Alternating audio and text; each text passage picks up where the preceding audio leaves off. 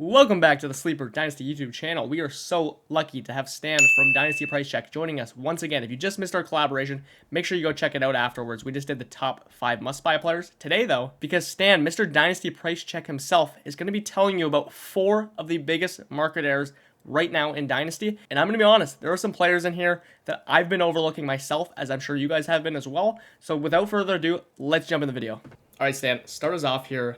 Who is the first market error that you're going to be pointing out here? Totally. And the first market error I'm going to be pointing out is Cortland Sutton. Okay. I'm looking at a startup board right now where I did the other day, picked him up in the 11th round. This is a guy who's given you 2 top 15 finishes in a row, wide receiver 15 and then wide receiver 13 this last season. Now, I know the immediate pushback that's going to come here is, yeah, but they just traded for Jalen Waddle. Jalen Waddle is going to steal all those touches. I'd normally agree with you when we're talking about guys that dominate the target share on their team. We're talking about guys that are 27%, 30% target earners, the JSNs of the world, the Garrett Wilsons out there.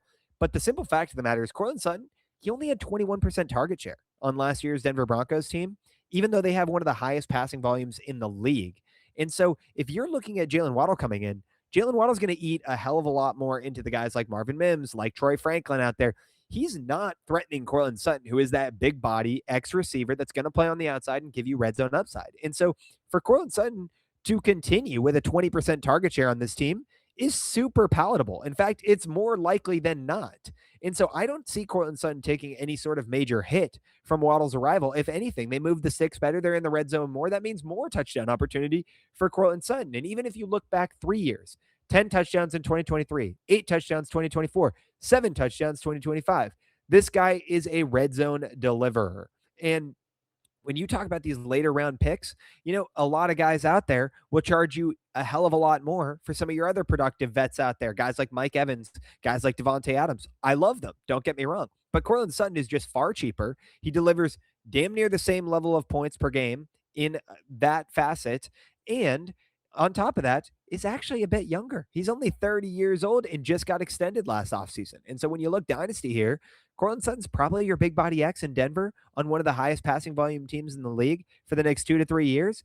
I'm watching him go, like we said, market inadequacies here. I'm watching him go 6 picks later than Ricky Pearsall, who goes in the 12th round of your dynasty startup draft, who respectfully has yet to break the top 50, is already 26 years old when the NFL season kicks off this year, and entering a system where you have Christian McCaffrey, George Kittle, and not to mention Mike Evans, we just talked about. But on top of that, their first pick with the 33rd overall pick in this year's draft, they take Deshaun Stribling. And now you've got another target earner in that offense to compete with.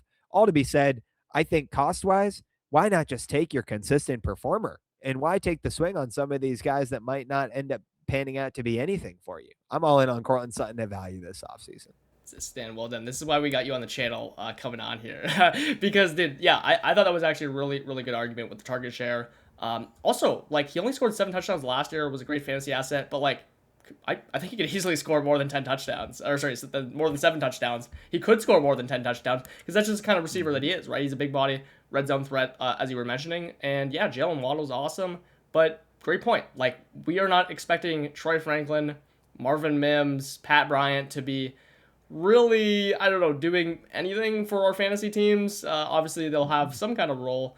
They don't get an answer at tight end, right? Justin Jolly, I like him as a sleeper in Dynasty for a rookie. But, I mean, it's really just Cortland Sutton and Jalen Waddle. And, yes, spoiler alert, as you were saying, Cortland Sutton is a fraction of the cost. Also, what is he, like, only maybe like 2 years older than Jalen Waddle? Jalen Waddle is actually shockingly kind of old, so... Yeah. I actually do really like that call. Again, like, he's just been a guy I have completely overlooked this offseason. I do I love these guys like Mike Evans and stuff, but yeah, you kind of you're really selling me on this. Like, I mean, we could put him on the screen, right? Like, as a bit of even a Mike Evans and Devontae Adams discount guy as well. Like, I actually think that's a really, really nice call. It's a really good offense that you want to be a part of. So yeah, I mean, that's a really interesting call. I don't think people will initially love that, but I do think you'll have swung our viewers. Hey, I'm all about the value purchases. I'm looking at a league deal that happened in one of my listener leagues just the other day. Cortland Sutton for the 207. I mean, the 207? Who are you taking a swing on there that you think scoring 220 fantasy points next year? Yeah, Not and nobody I know. yeah, and I've seen him go all over startups. Like you were mentioning something about a 12th round cost. I even got him in one league. I can't guarantee everyone's gonna get this, but in like the mid 14th. At Oh, that point, like incredible even as value. a non Cortland Sutton guy, I'm just clicking him. I'll throw him in my flex. So yeah, I think when you guys are doing startups this offseason, just keep an eye on Cortland Sutton. He could be a guy that I could easily see falling, and that you should take advantage of. And again, just if you're in your rookie draft still, look at those late seconds. Maybe you can get a third plus. I traded a third plus for Mike Evans somehow in a league, so you just never know what you might be able to get. It's absolutely crazy. So, Stan, let's move on to your second player. Of course. My second player is DeAndre Swift. Okay. And this is a guy that I like targeting because, as you're probably noticing a pattern with me when we talked about Jared Goff in that other video, and hopefully you guys have had the chance to hop in and check out that on this channel. But we're talking about guys that I know what I'm getting when I purchase them, right? And what you're getting out of DeAndre Swift when you buy him is at the very worst, running back 21, and at the best, running back 15. And I know that you're looking at that and saying, well, running back 15, I want to swing on Ashton Genty. I want a guy that'll give me a running back one finish. Well, that's all well and good, but those guys are expensive. You know who isn't expensive, but is a very solid RB2, does very well in the points per game metrics, gave you 1,000 yard season the last 3 years. Well, sorry, a year and a half ago, it was 959 yards, but he added another 380 yards in the receiving game. All to be said, DeAndre Swift is consistent. He's on a high powered offense in Chicago. Everyone's loving the Chicago Bears offense this offseason and hyping them into oblivion. If we all expect them to take the next step in this league, DeAndre Swift should also be a solid proponent of that. On top of it, DeAndre Swift is not old. DeAndre Swift is 27. We just watched guys like Travis Etienne this offseason sign a big money deal at that age. Chase Brown is 26, about to be 27. He's going to sign a nice little extension here. We had James Cook do it last year. I mean, no one is talking about what happens if the Bears decide to just go roll ahead with the continuity approach they have, treat DeAndre Swift and Kyle Monangai as their 1-2, with Swift being a bigger PPR earner and Monangai maybe having a little bit more in between the tackles. I mean, this guy could sign an extension with this Bears offense that everyone loves, and DeAndre Swift suddenly becomes a long-term option for you in Dynasty instead of your one-year rental that he's been treated as for the last several seasons. And just to give you guys some context here on where you can get him value-wise, this startup board that I just did the other day, one pick before DeAndre Swift, RJ Harvey went. RJ Harvey is a year and a half younger than DeAndre Swift. He's barely any younger. And now he's in a three-headed system with Jonah Coleman, J.K. Dobbins. Looked terrible last year, wildly inefficient in between the tackles. 2 picks before DeAndre Swift, you had Chuba Hubbard, who, again, I like Chuba Hubbard at cost this season as well. He's another guy I don't mind investing in, but he's given you one top 15 running back finish in his entire career in 6 years in the league. DeAndre Swift has been giving you that range nonstop since he entered the league across multiple different teams. And so when you talk about consistency and just knowing what you're buying, it's unequivocally a smash to go out there and send some second, some third round picks in a package for DeAndre Swift to potentially tear off a guy that I'm looking at a few rounds above him, like Derrick Henry or Josh Jacobs, and say, I'll move down to DeAndre Swift and maybe I'll get an upside swing player coming back my direction, like a Jordan Addison in that package, right? And when we talk about dynasty process, there's just a ton of opportunity that arises when DeAndre Swift is the player in context. Yeah, no, this is actually a player that I've been coming around, as well as like Rashad White and Jalen Warren, kind of in the same conversation. I think all these guys kind of have some similarities. But with DeAndre Swift, the one thing I will say is that the one thing I've found personally in startups, I do think his price has been like at just like accurate. But when you're out of the league, I think that's where he becomes the big target. When you're out of when you're out of the startup and you're actually in your league, I think that's where you can try and send that late second plus, kind of maybe something like you send a little bit bigger of a package than you would for Cortland Sutton or something similar. That is where I think you can get some really really awesome deals done for DeAndre Swift. And I mean, like you were basically saying, I mean, he could be the starter. You get an extension. He could go anywhere else next year. Like I don't really care what his outlook looks like beyond this. He's the Bears' starting running back. I do not like Kyle Monangai in terms of like his fantasy upside that he brings. I know people will bring up the Bengals game. Like one of the worst rushing defenses ever. How Kyle Monangai, what did he carve him out for like 200 yards or something like that? Sure, okay, but like Kyle Monangai is not that guy.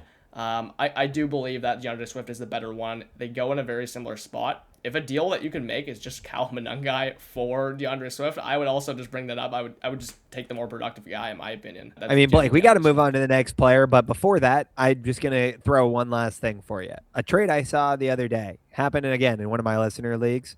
Absolutely incredible. Blake Corum in the 301 Yeah. for DeAndre Swift. I mean, I know there's some Blake Corum truthers out there. Blake Corum is 25 and a half years old. He's only a year and a half younger than DeAndre Swift, and he's had a touch split where he only saw 145 attempts last year, and Kyron Williams is still under contract. Why?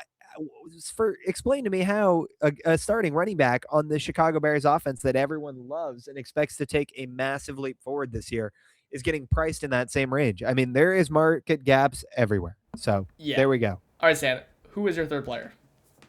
Yeah, my third player on this list is actually a guy I hear nobody talking about in the Dynasty community right now, and it's Xavier Worthy. And let's just set the stage with Xavier Worthy for a moment, okay? Disappointing second year. Absolutely. I completely agree. However, you look at this Chiefs team right now. You got a guy that can't stay out of prison in Rashee Rice and is on the last year of his contract. I find it very unlikely the Chiefs are going to go ahead and bring him back. Okay. You got Travis Kelce, who signed another 1 year deal here to just keep the dream alive and try to keep plugging forward. Outside of that, who do you got? Jalen Royals, your deep throw. I mean, you got Tyquan Thornton there. Like, you've got nobody in that wide receiver room. Xavier Worthy did have a strong closeout to his rookie season. Last year got absolutely leveled right out of the gate, hurt that shoulder, was not himself, was not able to perform last year. You know he was nursing that injury the entire season. As already a smaller bodied receiver, he was very shy in any sort of situation that posed contact, which clearly limits your upside in the NFL, a very contact heavy sport.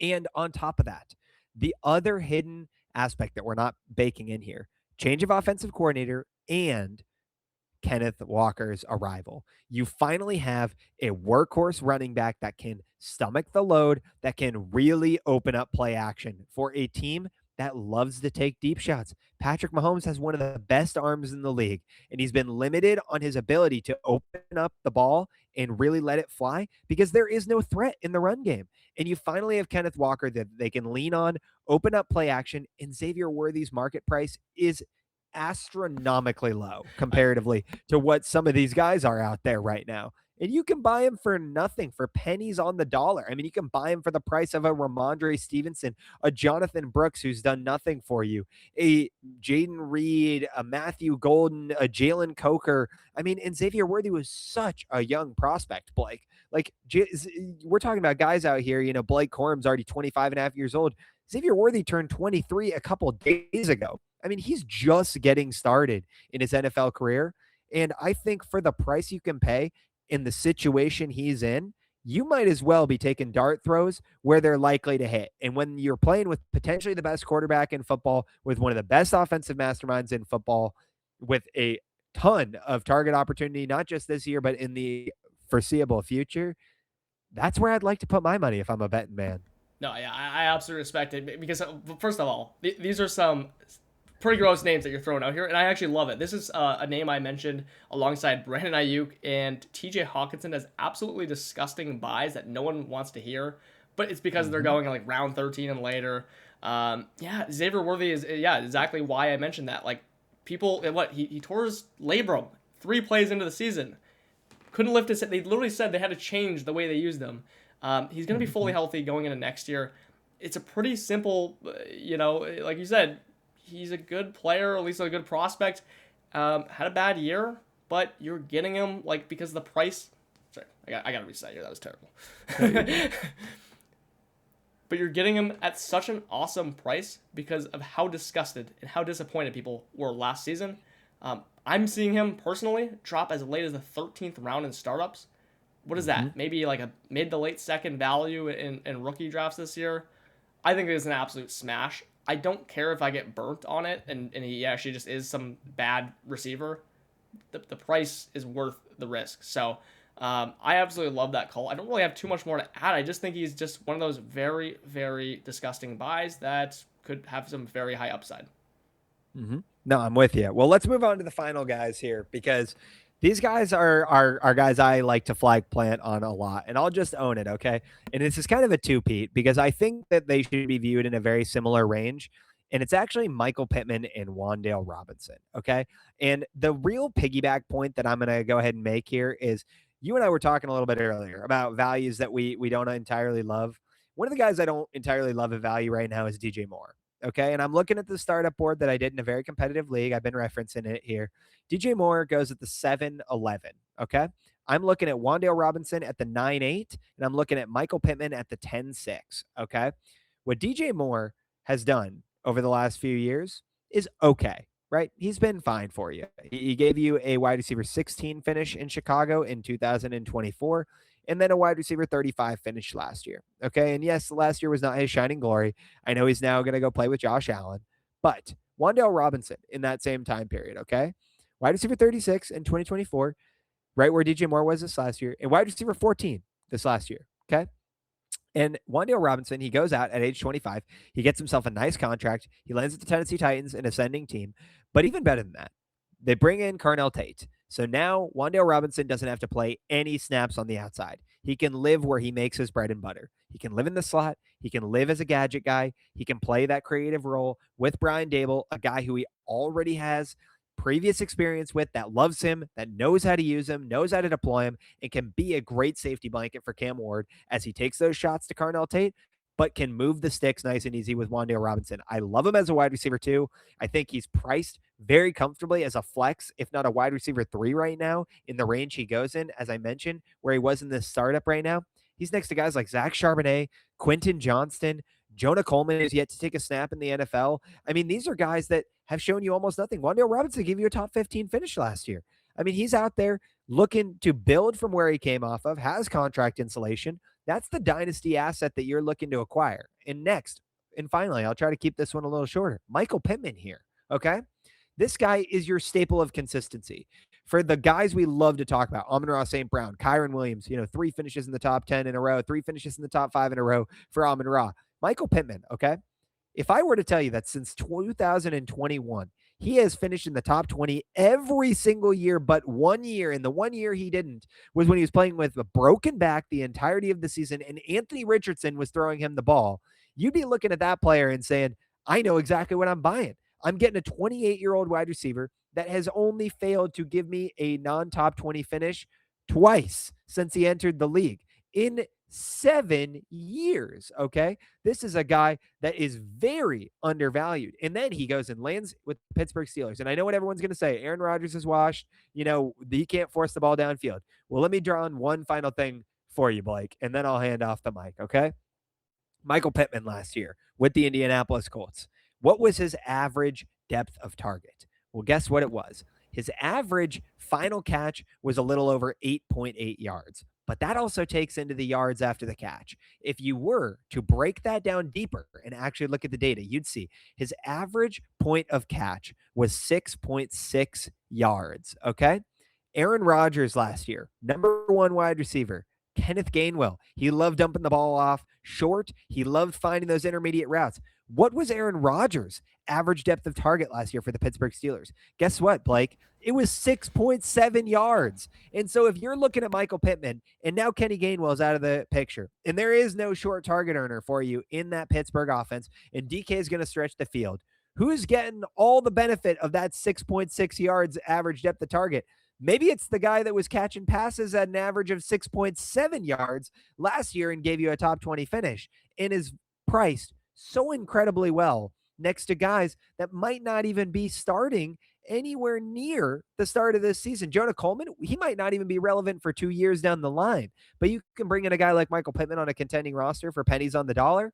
I'm smashing accept, Blake. And I'm willing to bet, the last thing I'll say for anybody out there, I'm willing to bet Michael Pittman, if not outscores DJ Moore, scores within 10 to 15 points of DJ Moore this season, and you can save at least 3 rounds of startup value on him.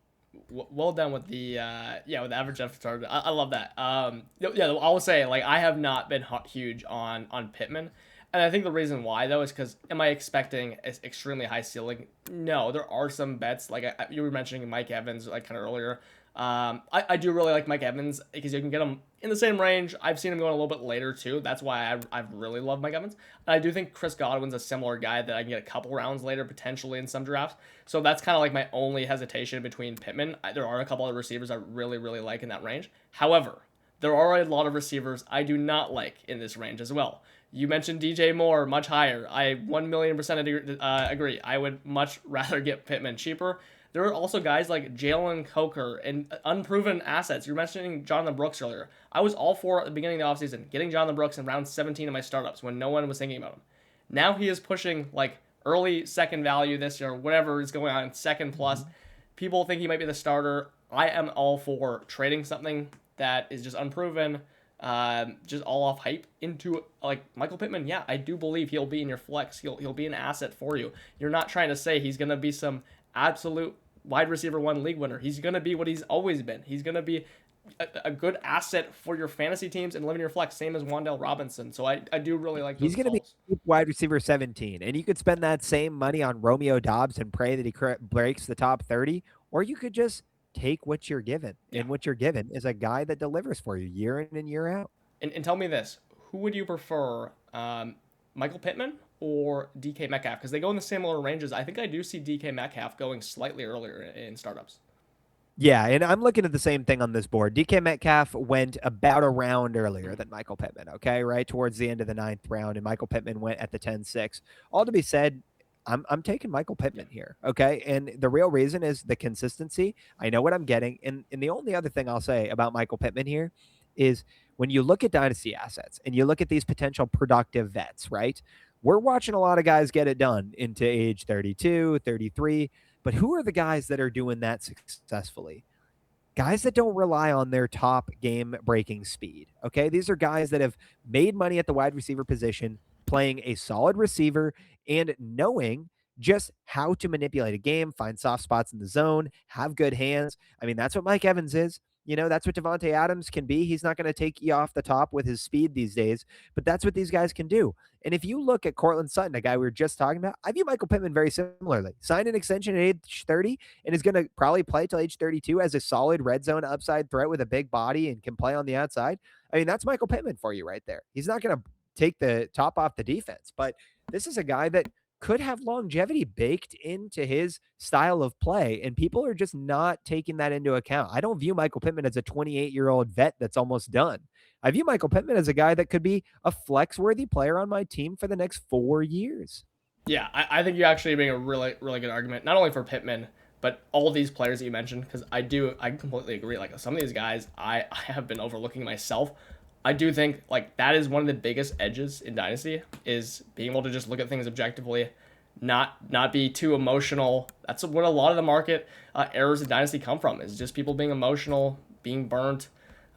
So I really, really like these calls. I really appreciate you coming on again here, Stan. Make sure everyone checks out Stan's channel, Dynasty Price Check. Just got some awesome stuff going on there. Also, plug your website. You got an awesome website going on. I want to hear about this for the viewers here. Yeah, of course, man. Thank you guys for having me on again. Happy to always talk ball with you guys. Head over to DynastyPriceCheck.com if you have a moment.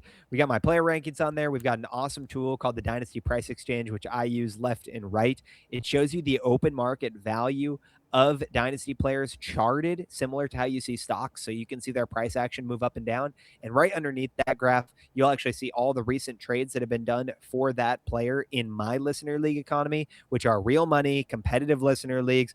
Helps you gauge a little bit more qualified trades that you see out there rather than a random trade database. Hopefully you can see some real trades and get some good ideas for your future moves. Yeah, compatible with your sleeper leagues. So if you want to see more about Absolutely. your guys' own teams, you have power rankings on there, I believe.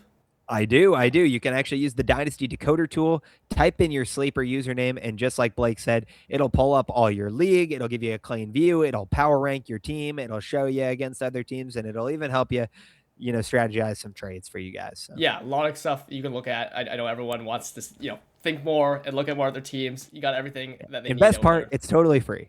Yeah, exactly. There you go. So make sure you guys go check out his channel, his website. Appreciate you so much having you on, Stan. Thanks for watching, guys. Make sure you subscribe. Peace.